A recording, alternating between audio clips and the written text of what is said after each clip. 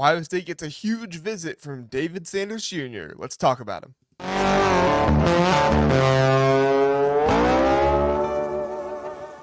David Sanders Jr., the five-star offensive tackle prospect and current Tennessee commit, maybe for not too long, we'll see what happens, has surprisingly visited Ohio State for the Indiana game. It started when this morning, I think it was Pete Nakos that first was the one that reported it, that David Sanders Jr. was at the game and there were not many people expecting him to be there. This is huge for Ohio State. This is huge for the recruiting. This is huge for the perception as well. Ohio State doesn't have the greatest perception of flipping recruits. They kind of have a little bit of a perception, at least amongst the fans. I'm not saying that nationally, but at least amongst the fans, there's been a perception that Ohio State doesn't flip anybody, and all you're doing is just worrying about other people, flipping them away from you, and that kind of stuff.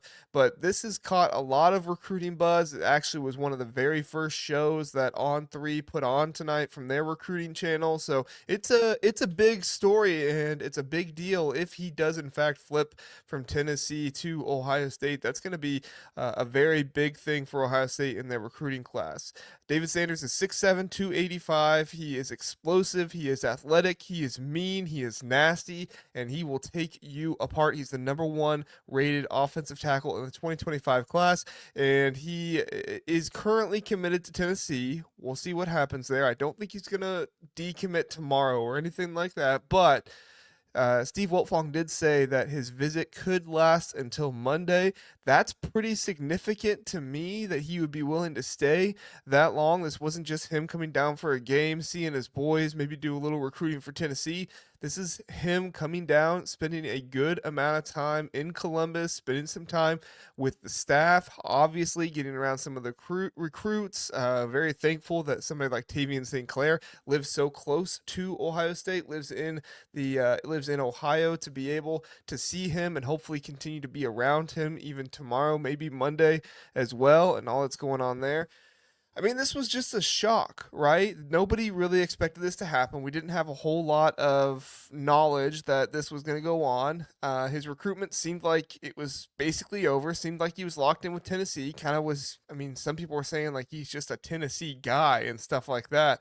But the visit to Ohio State, it was unexpected for Buckeyes' other commits. I know that there were commits saying, I had no idea David Sanders Jr. was here. And even recruiting staff, people who are lower level recruiting staffs that normally know this kind of stuff and normally get things ready for him. This was an unexpected visit. I think there were even coaches on the coaching staff that had no idea. I shouldn't say no idea. They didn't know for sure if David Sanders Jr. would be there or not. But this visit helped heighten the game. This visit did so much for the perception of the race that David Sanders has going on for his flip or commitment, whatever you want to call it right now. And at the end of the day, David Sanders' presence at this game, just his mere presence, is going to be huge because it's going to signify to recruits and to fans and everybody else that Ohio State is not done yet. They are not just going to sit by and let Zahir Mathis and other guys decommit. They are going to be going out and being proactive, trying to get other players as well. Ohio State is pushing right now for the number one overall class in On3, 24/7, all of those places. And you're going to need a big fish like David Sanders to secure that, to have the number one class. David Sanders, he is gelling right now with everybody that is involved with the program. Justin Frye, he has a strong rapport with Tavian St. Clair. I mean, everything that's going on behind the scenes seems to be going well. Now, does that mean that David Sanders Jr. will commit to Ohio State? Will he flip to Ohio State? We have no idea.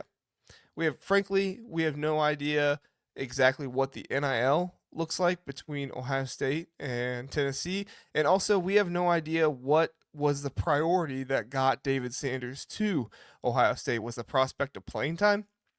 Did he see how much Ohio State needed depth players? this year? Did he see that Ohio State basically is starting 5 guards on the offensive line right now, and Ohio State is in desperate need of tackles? Did Justin Frye tell him that Josh Simmons is a first-round draft pick and he's moving on? I mean, he is a first-round draft pick, but he's moving on. Like that is the main feather in Justin Frye's cap right now, is that he was able to get Josh Simmons from San Diego State, who started his freshman year, to come, it's either his true freshman or his redshirt freshman year, to come to Ohio State. Didn't have the best year ever last year. I mean, it wasn't bad, but it definitely left some things to be desired and made some fans question if he was the correct choice coming out of the portal. But this year, he's looked like an All American, quite frankly. He's looked like a first round draft pick. And his development, his talk of being a first round draft pick after only playing, what was it, 6 games, not even 6 full games, 5 games this season, is huge. It's huge for the perception of Justin Frye. It's huge for the perception of Ohio State. And right now, Ohio State is changing the national perception, not just with winning games, but with Ryan Day's attitude, the "so are we" comment. That spread like wildfire. The idea that Ohio State is back on top and arrogant because they know they're better than other people is huge. Now, all of this won't really do all that much if you don't beat Oregon in the Big Ten championship game. And of course, you cannot overlook the team up north that'll be played this week. But it's going to be huge for Ohio State to keep that perception alive. Now, National Signing Day is coming up. It's on Wednesday, December 4th, so a week from this Wednesday. It's going to be huge that Ohio State keeps that perception up, not just with David Sanders Jr., but with other recruits as well. Ohio State has a real opportunity, though, to flip David Sanders. This is not a situation where David Sanders Jr. just came because he wanted a good weekend and he wanted to maybe help get his NIL a little bit higher over at Tennessee. That's not the case. David Sanders Jr. is legitimately interested in flipping to Ohio State. There is a real smoke here. There is real buzz. It could definitely happen. Now, am I going to predict for it to happen? No, I'm not going to predict for it to happen. That doesn't mean I don't think it'll happen. That doesn't mean that I don't think there's a good chance it'll happen. We just don't know enough right now. It's only been one day where the visit came in, and David Sanders Jr. is continuing to stay there for another couple days, so we'll see how those go. But the speculation right now is that David Sanders, he's staying in Columbus longer, not just to talk to the coaches, but to meet the players, talk to them, and have some better understanding of what he would be getting into if indeed he did flip to Ohio State. If Ohio State lands David Sanders, it could change the dynamic of the recruiting class to give them that number one class. The possible shift in momentum for Ohio State's program would be huge for Ohio State if David Sanders Jr. came to them. And then obviously Tennessee is going to be struggling quite a bit as their offensive line has not been great this year. And there's already speculation from the fan base that the offensive line coach may not be there very long if he continues to not be able to recruit at a level that they think is desirable and what they want. So ultimately, this is huge for Ohio State. The smoke is very real. David Sanders Jr. is interested in Ohio State, and there is a very real possibility that he could flip. Now, last thing we'll get to, and then we'll be done. Will David Sanders decommit and then commit to Ohio State, or is this more of a signing day situation? I'm led to believe this is a signing day situation. That's not guaranteed. That's not for sure.